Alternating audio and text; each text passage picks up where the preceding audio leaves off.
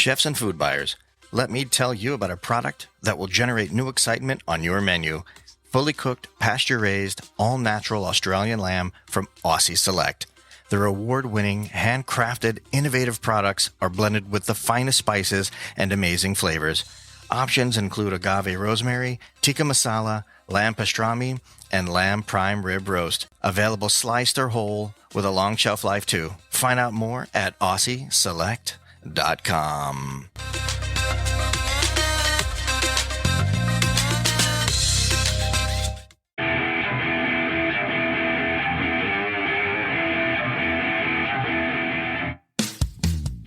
Hello, Food Fam. This is the Walk and Talk podcast, where you will find the perfect blend of food fun and cooking knowledge. I'm your host, Carl Fiadini. Welcome to the #1 food podcast in the country. We're recording on site at Ibis Images Studios, where food photography comes alive, and I get to eat it. Chefs and food buyers, try Aussie Select's fully cooked, pasture-raised Australian lamb. Enjoy flavors like agave rosemary, tikka masala, and more. Available sliced or whole. Discover more at AussieSelect.com. So, in-house, we have two amazing people here in studio. Chef Kevin Rasberry is an incredibly talented culinarian from Orlando. You can find him at The Grove at Trelago. He's cooked up a couple of stunning dishes today. One is mahi, the other is veal chop. Kevin, my man, is on deck. He'll explain the details. Perfectly executed culinary is what leads our senses down the path of happy moments and nostalgic memories. Is it only the flavor profiles and aromas that we crave? I think not. I contend that the ambiance of our dining location is just as important as the food itself. Elements such as plates, silverware, and glassware. These essential accessories are the unsung heroes of the restaurant experience. The aesthetics and comfort of being seated at the table are vital as the sweets and savories that are served. Our guest this week is Tina Davis, Director of Strategic Partnerships for RAK Porcelain USA. If you've been following the show, you've seen their beautiful tableware and our photo shoots and videography. The folks at RAK are dear friends and a top shelf partner with Walk and Talk Media. Let's take a closer look at how RAK Porcelain stays in tune with culinary trends from around the planet. Stay tuned. Tina Davis is coming up. People, I want everyone to realize that I'm reading this, okay? And, man, is it take two? Sure. But it's a stunner. The #1 stunner. I'm just saying. I'm out there. Chef Kevin, I mean, how was your day today? Amazing. Right? Amazing. Tell the people about the pictures. I had a perception on what everything would be prior to me coming in here, but once I came in here, prepared the dishes, and seeing the way that the pictures were brought to life, like I told you earlier, I wanted to cry.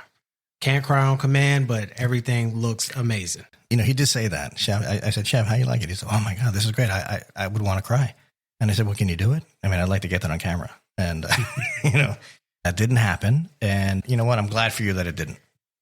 I think my mom would be proud that I didn't cry. Right. Yeah. Indeed. I'm right there with her. Yeah. I got your back. I appreciate it. So let's talk about the dishes. Okay.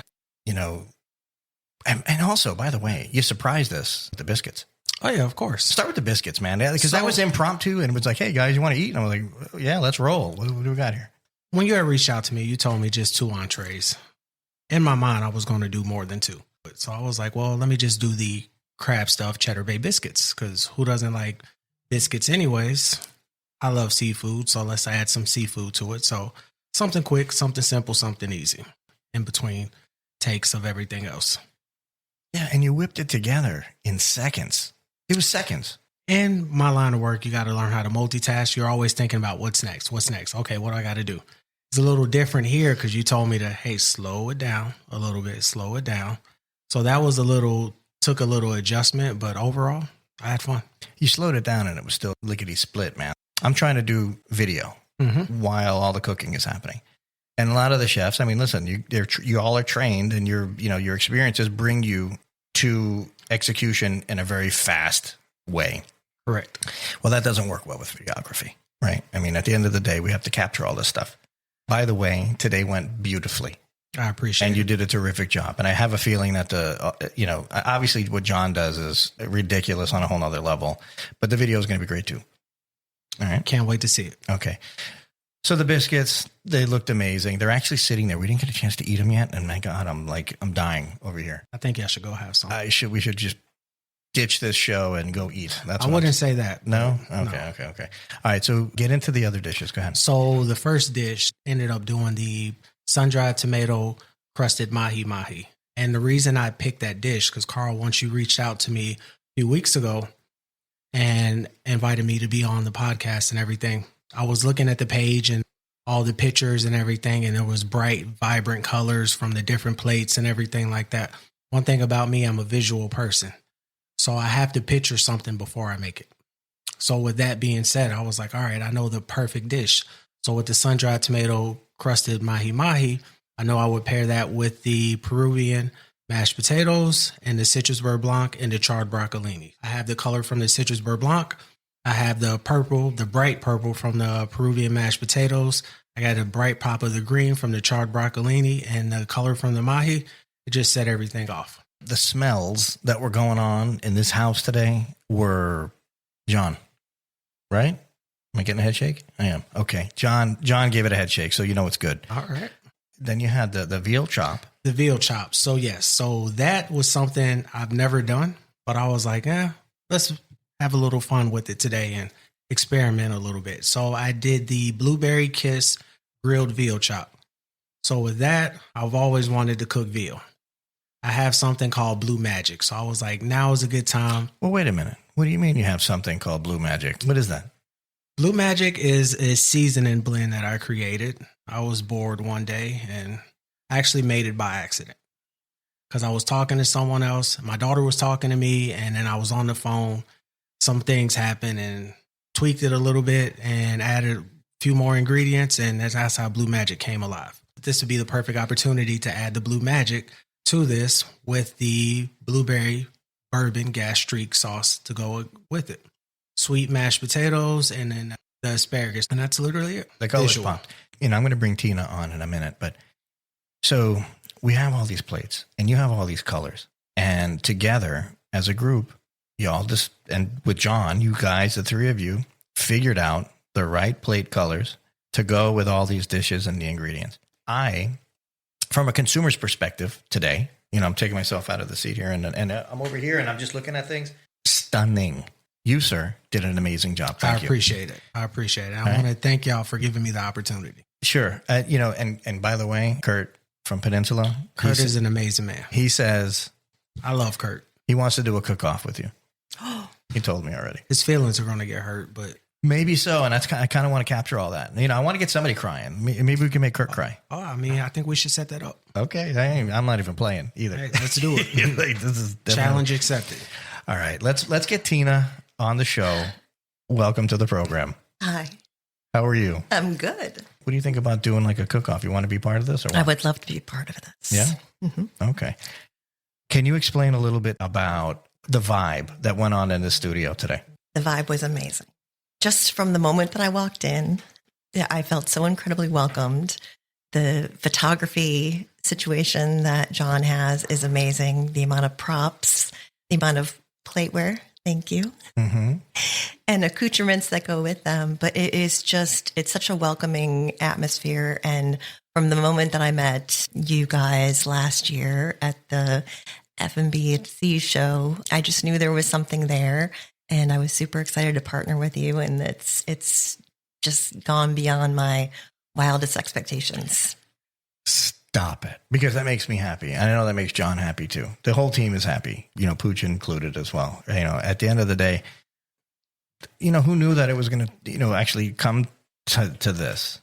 First of all, people who are in the market for tablewares, dishwares, whatnot, you got to check out RAK. Most people don't know RAK, and RAK is RAK, by the way. It's RAK.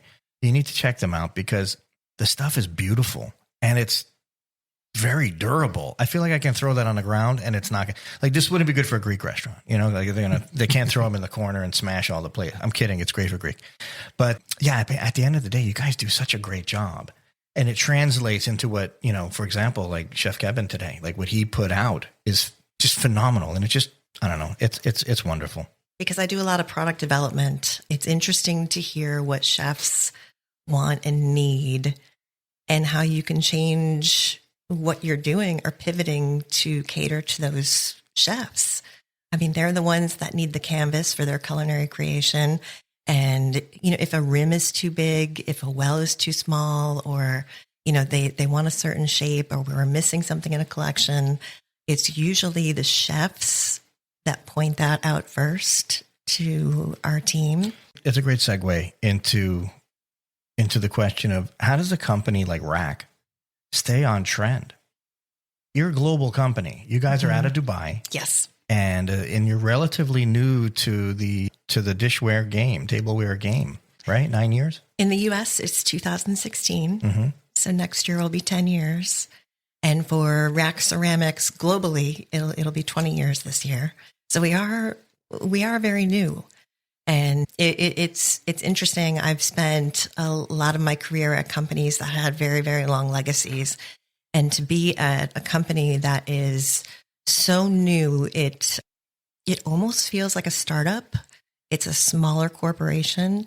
You can get your hands in, you can get dirty, you can make changes, you can make products, you can make decisions. RAK Porcelain owns their own factory. There's no middleman. It's very easy. We have calls with our factory every other week in regards to product. And, we're right there saying this is what we need for our market, because the U.S. is very different than the European market. So today something came up, which I thought was pretty intriguing. Walk and Talk podcast, we tell stories, right? As it turns out, Chef Kevin, you work in the assisted living space. Yes, sir. Which happens to be your company that you're with happens to be a culinary forward group. Absolutely. Well, as it turns out, Tina has experiences in the tableware category with the ASL, assisted living, companies. That I think is amazing. When I heard he worked for assisted living, I was like, oh my God. Because for me, in some of my past lives of working, especially in product development, that market is very untapped. It's increasing. Well, here's the thing. Wait, let me stop you for a second, because I don't want anyone to think that we're just going to talk about spreadsheets and sales. That's not what this is. When we're discussing assisted living facilities, a lot of times you're dealing with actual patients. It's our grandparents, our fathers and mothers, and it's our families in these facilities. So when you're talking about specific tableware designed for our family members to make their lives easier, that is what kind of sparked me to bring this up in the conversation today, because I thought that part was fascinating. You were talking about colors. Yes. For specific needs. Can you guys talk about that a little bit? In senior living, we have a lot of residents with Alzheimer's and dementia and everything like that. So their vision isn't the best. They go off of bright, vibrant colors. So what we use for them are like a turquoise or a bright yellow or a bright orange or a bright red. So that way, when the food is on the plate, they can identify the food on the plate so it doesn't clash with the regular, let's just say, white plate. So with that entwined together, I feel like it'll be so much better for them to just grab the food off of the plate for them. I've been in this food business for 30 plus years. I've never thought about that. I had no idea that was even something that was happening. When it comes to shape and color, particularly shape, because a lot of residents and a lot of senior citizens, they have trouble eating. And it was interesting. I was involved in a product development project probably about 8 years ago with some plateware. And I have osteoarthritis and I have it in both thumbs. So I had 2 thumb surgeries where they took out my trapezium bone and scraped out all the arthritis and sent me back on my way. So I have a little bit of trouble moving, but it was interesting. I was able to be one of the people that tested the product that we were developing, because whether it be a fork or a spoon or a knife, how does someone that has one hand or has arthritis, how do they cut things? How do they eat them off the plate? It was really eye-opening for me, and I struggled immensely. And then a couple years later, I think my body's falling apart, but I had shoulder surgery and we were doing another round of development. And it's very eye-opening when you have to eat with your non-dominant hand.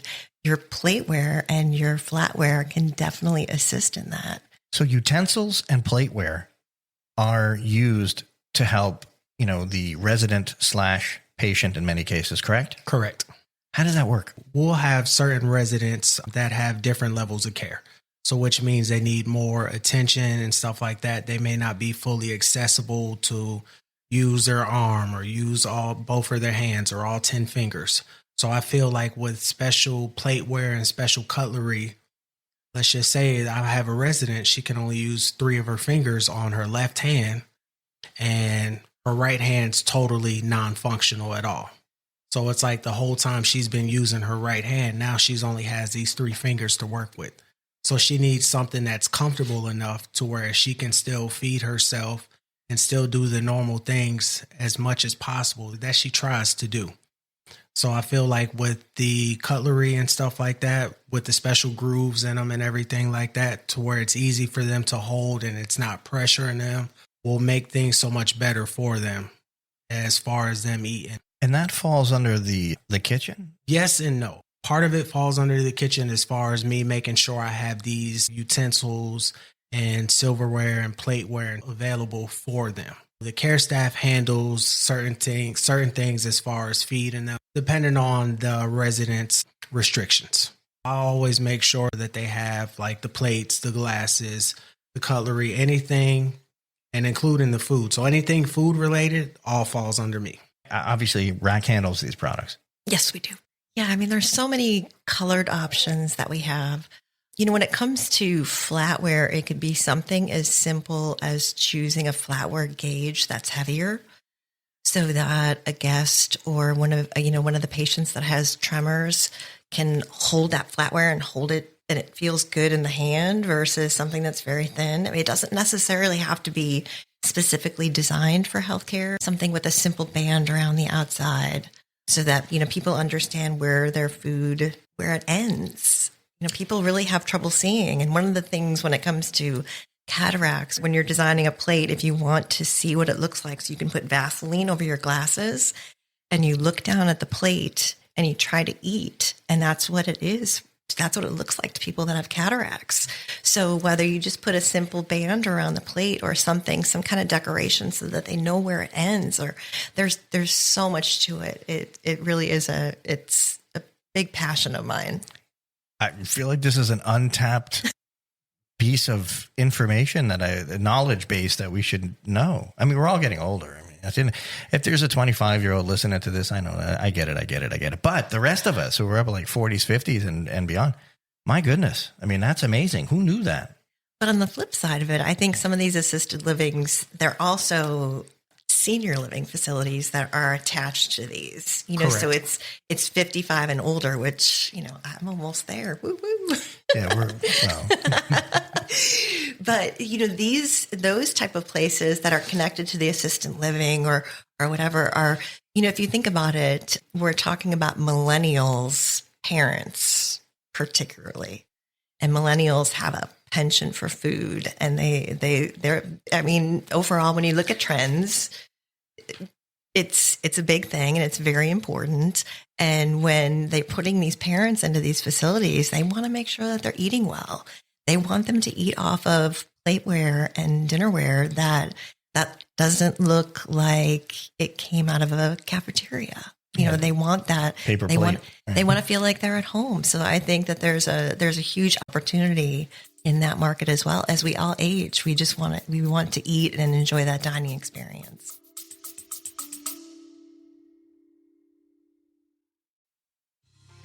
Elevate your dining experience with RAK Porcelain USA. As the exclusive tableware brand for the Walk and Talk podcast, RAK combines exceptional craftsmanship with innovative design. Whether you're a chef, a restaurant owner, or a food enthusiast, RAK's high-quality porcelain products will enhance every meal. Discover the artistry of food presentation and make every dining occasion special. Visit rakporcelain.com today and see how RAK can transform your table.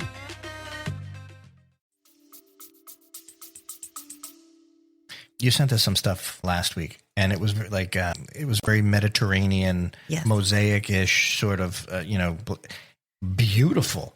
I can't imagine things getting better than that. But there are just some simple, some of the decorations we do are just a simple band around the plate for, the normal steakhouse chain that likes that oval rim platter with the green band. I mean, you see them all the time in New York, things like that. But I mean, we can do, whether it be platinum or gold, there's so many things, but they don't necessarily have to be as avant-garde as you think. They can be very simple. I guess that's where my head goes, because if I had the opportunity, I'm like, yeah, let's really do this. I mean, we can do any kind of decoration on any kind of plate. So it really is, it sets the standard. And the ones that we sent you that have the kind of Mediterranean look is actually part of our new Digi collection. And those are all digitally printed. What's the difference? It's screen printed on top of or it's a decal or screen printed on top of the plate. And then it is glaze. So everything is in glaze. So the glaze is, the decoration is not going to come off. It's not going to come off from any type of dishwasher or any kind of care and use. But with the digital printing, it's actually printed in a 3D dimension, so it almost looks like it's embossed. But it's not. It's just a flat plate. So when I saw the pictures, that's exactly what I thought. It looks like it's, like you're going to run your finger over it and you're going to have nooks and crannies, let's say. Yeah, it has some texture to it, which is nice. So it's nice from a product development standpoint to be able to put out designs a little bit faster because we don't have to necessarily make more molds. Molds are not cheap. Is this more on trend right now? The digital printing? Yes. Yes. So then when we're talking about collections and we're talking about, digi printing, what's new on the horizon? What do you have coming up? Are you excited? I mean, you have to be excited. You're always excited. Yes. You have to have something in your, There's always something in the your pipeline. pocket there. There's always something in the pipeline. Corporately, we have about 18 different digital collections. And the U.S. decided to stock 3. And those are the ones that I shared with you guys to use in your podcast. If you were going to have one style of food creation on your plates, all of your plates, what would it be? This is just a personal question. Oh, personal Thai. Oh, I love Thai. I went to Thailand not too long ago, actually visiting a ceramic factory, and I was blown away. That was one of my favorite places in the world. Chef. Same question? Same question. I love Italian food. It would be Italian. Oh, yeah. The vast majority of chefs that I ask, hey, man, what do you love to eat? Not necessarily cook. What do you love to eat? Thai. It's always Thai. Always. Or it starts at Thai and then it'll break down into some other, Asian-inspired cuisine. But I have to tell you, it's always Thai. And I'm like, I like Thai food too. It's good, but I'm Italian. My man. Okay. Now we're talking. What's your favorite stuff, though? Is it your pasta? I'm a pasta guy. Yeah? I could eat pasta literally every other day. I was just talking to, last night, actually, Chef Josh over at JetBlue. He's the corporate executive chef at JetBlue. Guy is awesome. And he calls me up. He goes, yeah. He goes, I'm going to go home. I'm going to make some pasta. I'm like, what? He goes, yeah, I love it. Like, no kidding. I was like, we're going to do classes. We're going to do this. You down? He's like, hell yeah. I'm like, all right. So anyway, I'm super excited about that. I'm going to get you involved in this. Sounds good. Kevin, you're going to do some stuff. I hope so. Yeah. Listen, I do want people to find you because you're one of the reasons I reached out to you. Well, two reasons. Kurt spoke amazing things about you. Number one. But number two, I was like, man, I'm going through all of your stuff on LinkedIn, where I think that's primarily where you do your posting. Yes, sir. And I'm just looking, and it's like every dish is better than the last one. Like more beautiful, like elevated stuff. Like you do a really great job. I appreciate it. No, sincerely, yeah. And I don't hand that out. Oh, well, let me put it like this: if somebody makes it here, it's because they do great stuff. I had somebody on social media tell me one time. They said, Carl, everything's beautiful and everything's delicious. I'm like, well, yeah, but I'm not bringing bums and losers into the place. Truth. Mm-hmm. So yeah, hardly ever is there like something where you're going to go, oof, that's no good. So the fact that you're here, I just think you do a terrific job. Thank you. That means a lot to me. Sincerely. Definitely means a lot to me. So one thing you mentioned, seeing all my social media posts, my dish, whatever dish that I post, pretty much is a representation of how I'm feeling that day. Mm-hmm. So that's why I always tell everybody, cook from the heart, what's on your mind? How are you feeling? That's my way of translating my thoughts, my feelings to the plate and presenting it to you. I always stress that, and always cook from the heart, cook with love, and everything else will fall into place. So that day when you posted that filet with the knife jabbed in it, like, what were you feeling? I'm kidding. I was about to say, when did I do that? I'm kidding. That's unique. And, a lot of chefs are out there. There's a chef, Jonathan Lamore, and he's from South Florida. He was over at, I forgot the name of the place, but giant country club down in Key Largo area. Same thing. Like, he does a lot of Caribbean style food. And I'm just looking and I'm like, man, what is the motivation? Because listen, I've dealt with a lot of chefs, and a lot of chefs come through here and everybody's good. But then there's another level up. And that level up is the colors. And, people might say, oh, building up is, 90s or whatever, but it's not. You have only so much you could do with the food, right? So if you're building your plate and you're making it pretty and you're using all these colors and obviously plateware, all these things matter, cutlery, everything. Man, what is the motivation? The motivation, honestly, lie to me. I'm not even going to lie to you. I'm going to be honest. So with cooking, I tell everybody, cook from the heart, cook with passion. The motivation is to get a reaction out of you, out of her. And I just feel like with cooking like that, it's just, you want someone to feel good. And in the environment that I work in, you never know when it's a person's last meal. So with that being said, you treat and I stress this to my team, you treat every meal like it's this person's last meal, because you never know. You never know. Even with us, we can go out to dinner, all that. We don't know if we're going to make it home. Hate to bring the mood down in the room, but it's true. So it's like, you always want that experience to be a good experience. And you want people to come back and be like, wow, that was so good. I want more of it.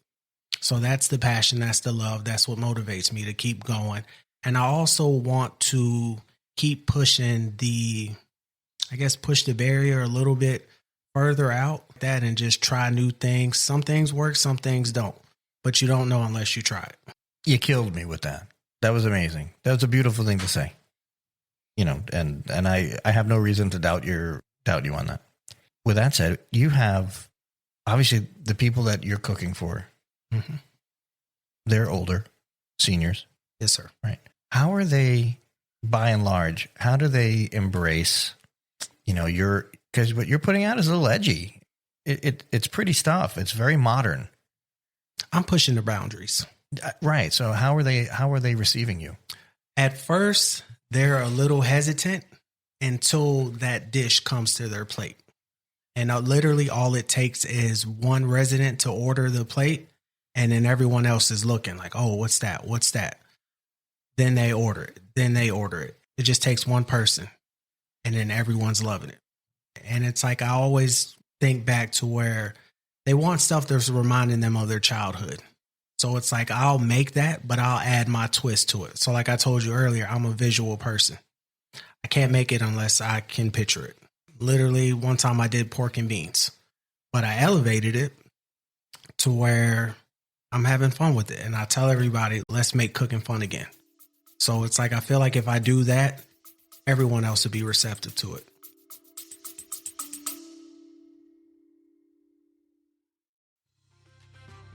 Get ready to innovate and organize your workspace with Metro. As the industry leader in storage and productivity solutions, Metro is here to transform and organize your kitchen. With their premium solutions, you'll experience the Metro difference. Metro's sturdy and versatile shelving units, workstations, holding cabinets, and utility carts are designed to streamline operations and maximize your productivity. Don't settle for imitators. Metro products last longer and offer unparalleled quality and durability. Plus, many customization options ensure that your workspace is tailored to your unique needs. Visit their website or contact them today to start designing your perfect space. Metro Shelving, your partner in organization and efficiency.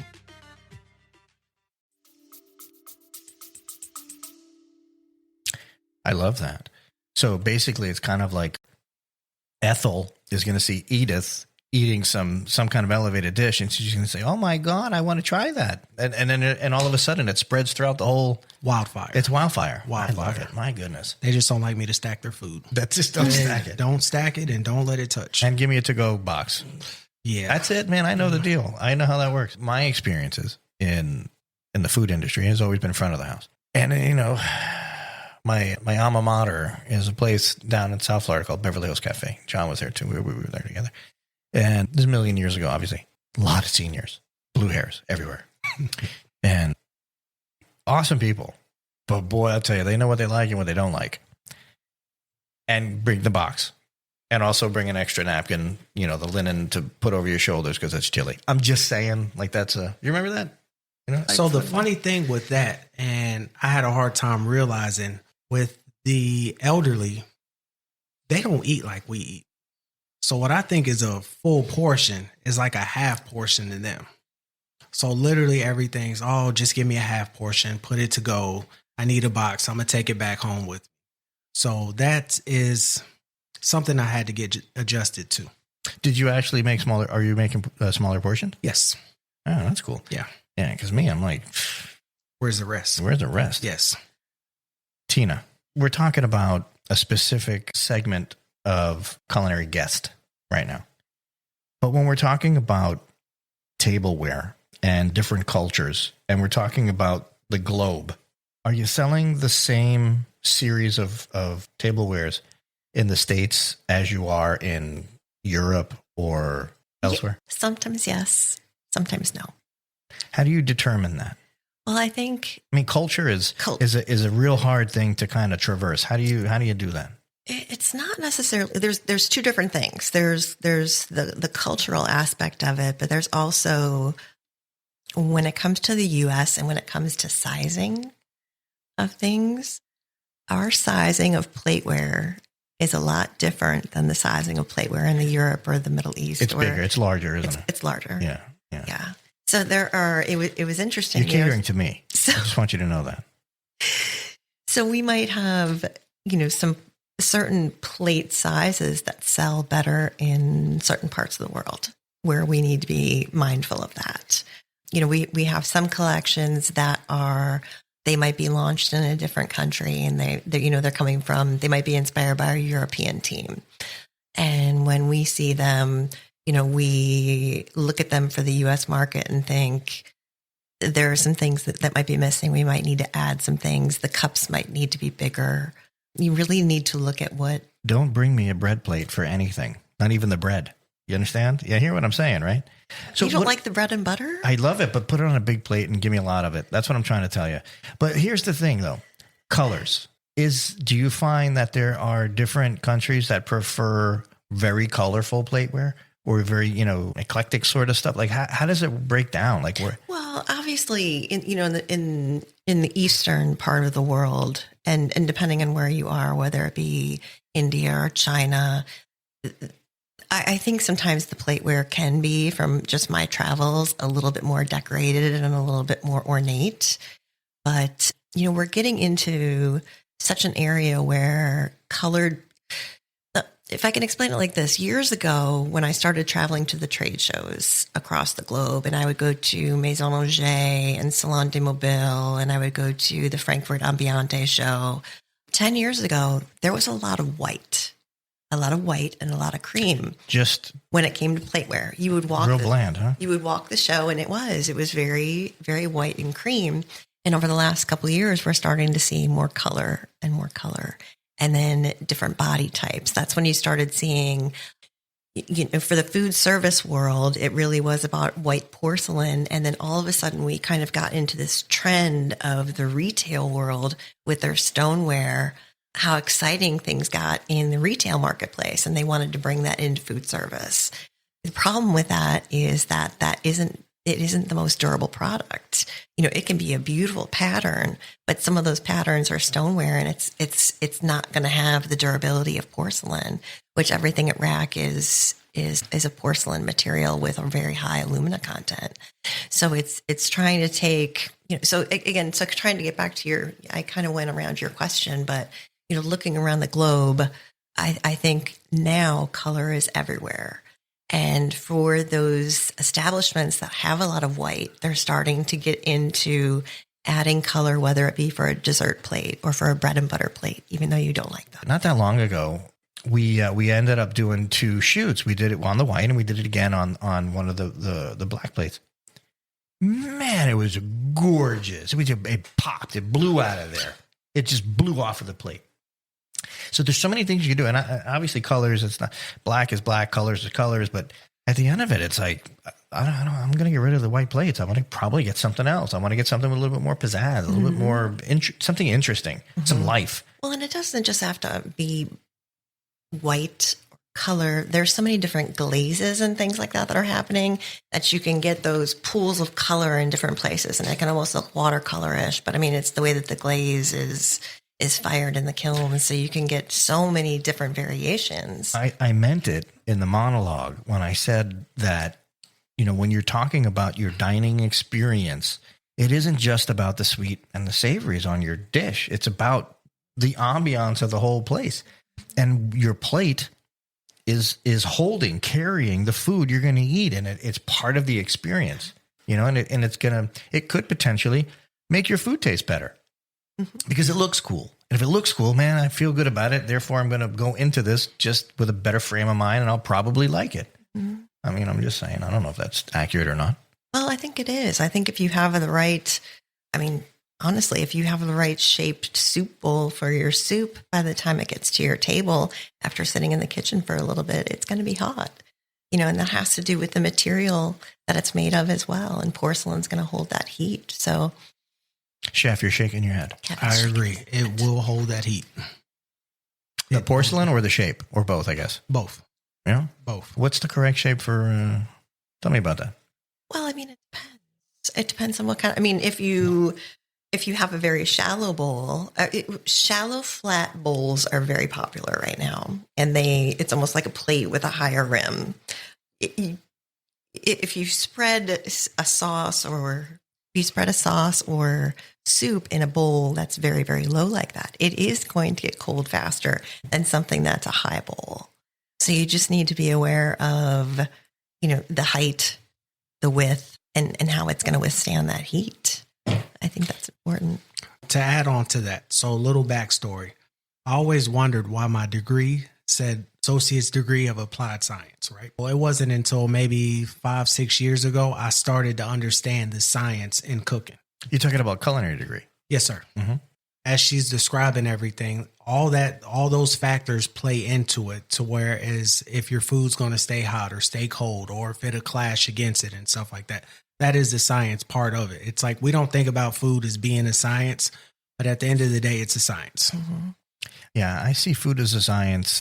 Not now, but 7 or 8 days later, it becomes science. Do you know what I mean? Being in the fridge. If you had to pick a style of tableware for your establishment, what would it be? As far as the colors, I like colorful plates, but like dark colors. So with the contrast, it gives me more room to work with, or when I'm making a dish, I can know which sauce I'm going to pair with it or how I'm going to plate it, because I'm building off of those colors, opposed to just using a just standard white plate. Not to say that there's nothing wrong with the white plate, but it's like, in my opinion, white plates are outdated. It's like, we're in 2025 now. It's like, we kind of got to get with the times. I know it's hard for some people to get with the times, but you don't want to be left behind. So that's why I prefer like the colorful plates, like the dark colored plates. As far as shapes, I remember a few years ago, like square plates were in. To my knowledge, they're not in anymore. I don't even want to see a square plate. Well, wait a minute though. Wait, I got to say something. Okay. And this has to do with something that you guys sent us.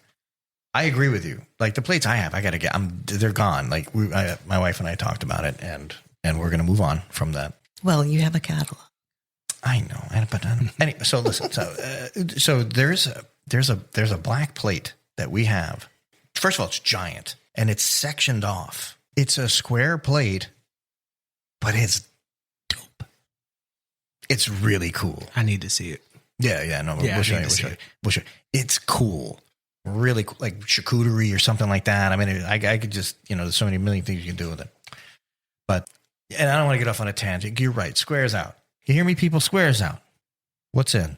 I was going to say a rounded square is not the worst thing in the world, though. There are a rounded square, a soft square.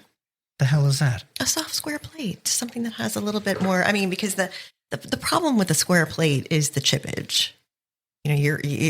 From a back of the house standpoint, it can be really tough, but there is what I'm starting to see a little bit of a. Is this a new trend or something? Soft square. I think I know what she's talking about. So are there corners like more rounded? Yeah, rounded square. Okay. Before we leave today, we're gonna show you some of that stuff. Okay, so you can just see what it is. I think my favorite restaurants are the ones where none of the plateware matches each other. And it actually matches the cuisine that comes out so that you can have that full immersive experience in whatever region, whatever global cuisine you're getting into. It's going to be like a cottage style. A little bit, but that can be a back of the house disaster. And that's one of the things we need to think about from a food service perspective is what the back of the house looks like when you need to stack everything and stackability and durability. And, do you want 15 different plates? But, there are ways to get around that, whether it be finding a plate, you might finding a 9-inch plate, but getting it in a few different colors so that it still stacks, but you get a different look with like your dessert versus your bread and butter plate. How do you feel about that? I feel good about that. So literally, and it's funny that she mentioned that because even with the different colored plates and everything like that, I feel like having different variety, even though if they're the same plate but different colors, works out. So that way, let's just say if I'm doing a special theme meal for that night, I can use those special theme plates for that particular meal, opposed to, let's just say, if I have the white or if I have a dark navy blue or anything like that, or a black plate. So I feel like that could work. You know what goes with plates too? Spices. Yes. Spices go with plates because spices are colorful, right? Chef, what's your mom's name? Jean. Everyone calls her Mama Jean. Mama Jean. Mama Jean. Okay. Is there some sort of a correlation between Mama Jean and spices? Yes. So 3 years ago, I started up my own seasoning company called Mama Jean Seasoning. I named it after my mom. Everyone that knows me knows I'm a mama's boy to the heart. I love my mom, even though I get on her last nerves half the time. But she loves me. She calls me baby boy all the time, and I'm 39 years old. I've been making seasonings since 2004. I started making my first one. And just throughout the time, friends, family would call me, hey, I'm cooking chicken or steak or something. What do you suggest I put on here? List off a number of things. They're like, yeah, I don't have that at my house. Make me something, bring it to me. And that was it. So just throughout the time, I was just doing it. And it kind of just took a life of its own. And yeah, now we're here. We're in our 3rd year of Mama Jean Seasonings. We started out with 12 and right now we're at 41. Normally on the show, we talk about all the brands and so on, but we don't normally just do that. I just feel like based on what you're doing in your life and you come off as a genuinely good person, like a good human being. And there's a shortage of that today, unfortunately.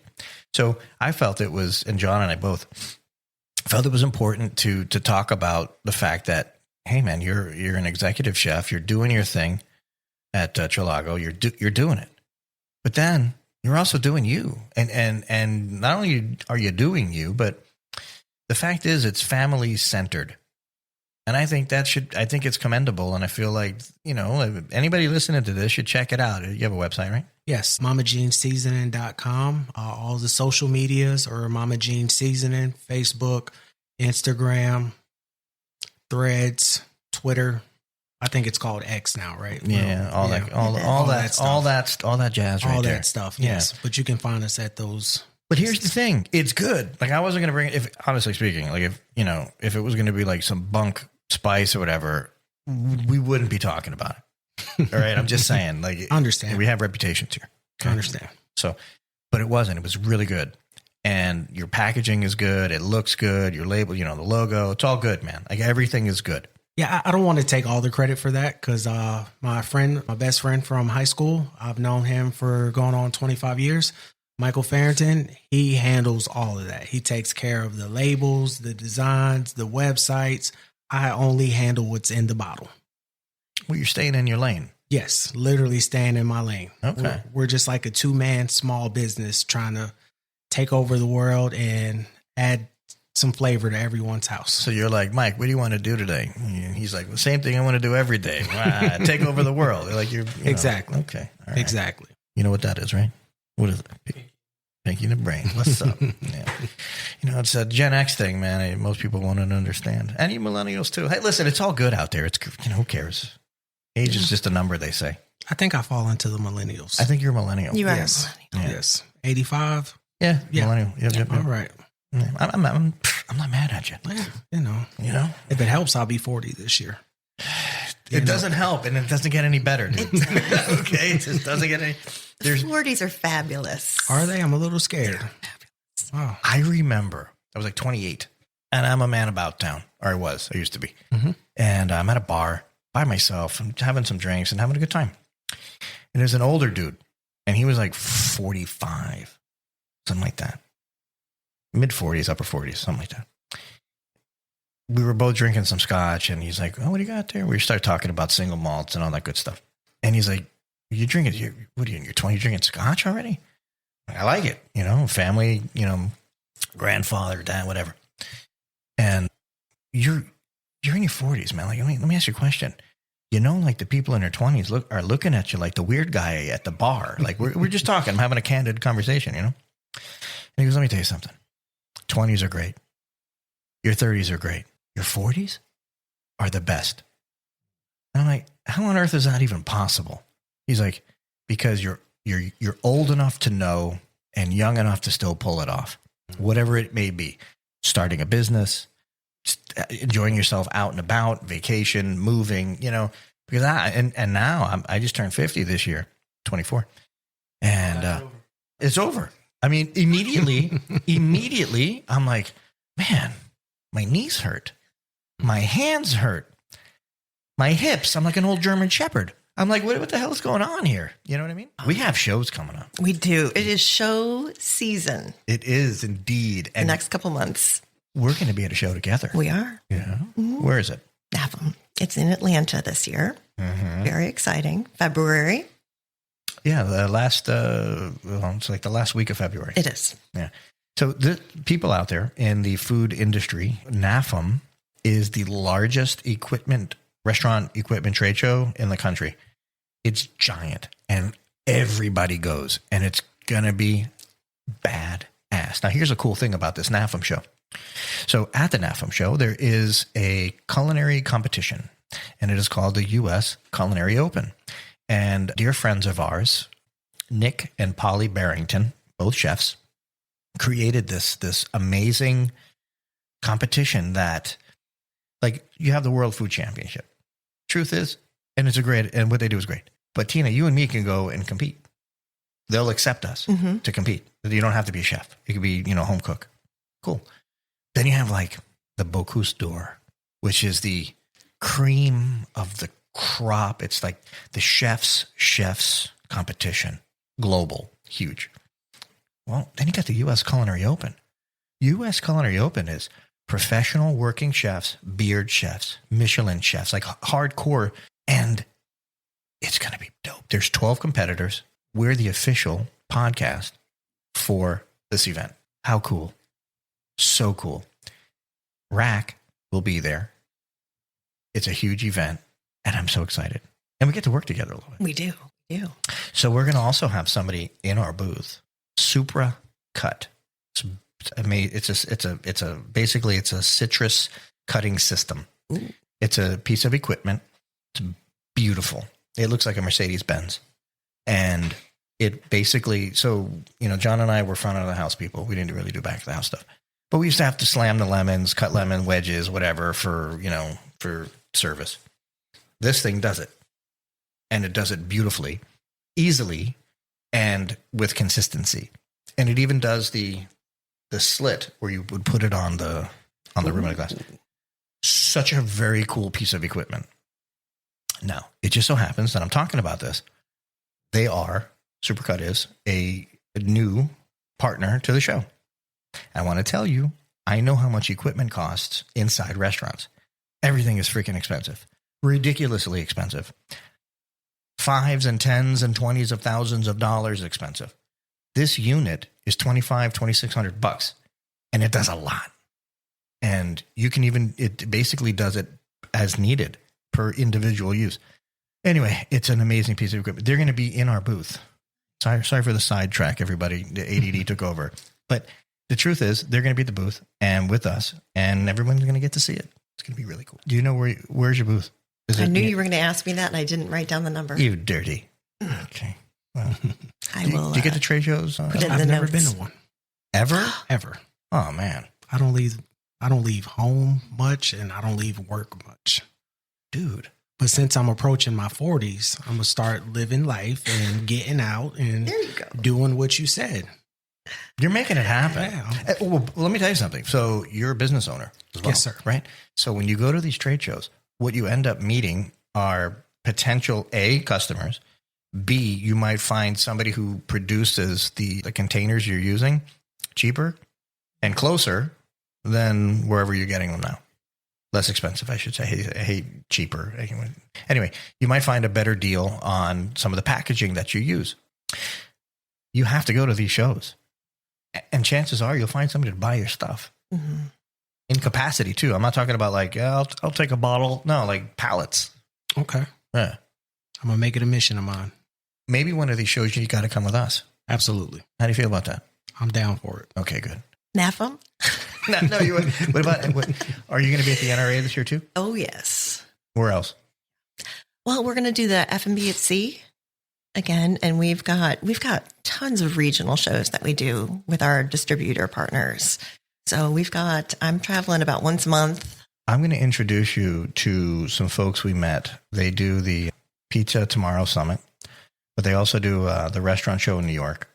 They have, 5 or 6 shows across the country, but they're bangers. They're all great shows, Nice. like big shows. And they do a terrific job. Yeah. I'm going to introduce you to them and Okay. see if there's something there. I highly recommend trying to figure something out with the outfit. They're up and coming, and they're doing tremendous things. Wow. Yes. Yeah, NAFM and NRA are our biggest. NRA is great, man. Listen, I love NAFM. This will be my third show, attending a NAFM show. Mm-hmm. So I'm excited about it. I love it. And plus now we're going to be added in it, part of it. And it's an exciting endeavor. Yeah. Thank you, Nick and Polly. And we'll also be at Ambiance, but from a global presence, which is in February. What is that? Ambiance? Yeah, I'm not familiar with that. Ambiance is like one of the largest tabletop shows in the world. It's out of Frankfurt, Germany. And it's where everyone comes together and showcases. It's interesting. I kind of look at it as a preview for either NAFM or for NRA. Really? There's a lot of the same companies that showcase their ware, but since it's in Europe, it's a lot of European manufacturers. And, I've been going for about 10 years now, and it's a wonderful place to go to look for trends and to see what's happening in other parts of the world. Because there's just so much of a global presence, whether it be dinnerware, flatware, glassware, gifts. I mean, you can get a fabric, florals. You can. A real quick question before we log off here. Who sets the trend? Who is it? It's a good question. I was a trend analyst for about 5 years. And then I also did trends on the side when I was a creative design manager. And, we paid a lot of money for a lot of resources. There's a really great one called Data Essential. Data Essential does a really good job at tracking trends across the globe, whether it be like food and beverage primarily. But when it comes to color, there's other companies out there like WGSN and other smaller trend companies. But it is interesting. And coming from my background is in fashion, I went to school for apparel design. I went to FIT in New York City, and when it comes to color, everything stems from fashion. So the interesting thing is how long it takes a fashion color when it comes to clothing to actually trickle its way down to see it on something like dinnerware, which can take a long time. But it's just something interesting. We're going to find out more about that. I might have you send me some analysis each month, and we can talk about it. All right. Where do we find you? The best place is LinkedIn. Tina Davis, RAK Porcelain USA. I think that's the best. Instagram? Instagram, I am Tina Davis. And RAK? And RAK is RAK Porcelain USA. Chef? You can find me on LinkedIn, Kevin Rasberry, Rasberry, no P. You can find me on Instagram and Facebook at Mama Jean Seasoning, or you can find me on my website, MamaJeanSeasoning.com. Folks, check out Mama Jean's, check out RAK, check out Peninsula Food Service. Give Kurt a call if you're in the Orlando area. My God, John, I got to tell you, man, dude, you kill it every time, every week. I say the same thing. I'm waiting for you to screw it up. I'm waiting for it, but you don't. You don't. And that's why I appreciate you, man. All right. You two, thank you for coming in. We sincerely appreciate you. Thank you for having us. And thank you for Trilago to have you come on out as Absolutely. well. I appreciate it. We are out.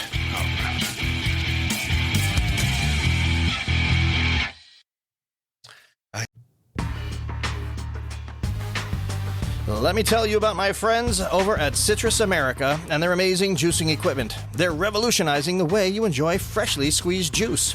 They're at the best hotels, restaurants, and markets. Their mission is simple: develop a unique consumer experience with on-premise juicing, deliver healthy taste options to clientele, and juice more faster. It's that easy. Citrus America supplies the highest quality juicing equipment and solutions in the industry. So whether you're a small business owner or a large corporation, Citrus America has the right juicing equipment for you. Find out more at citrusamerica.com.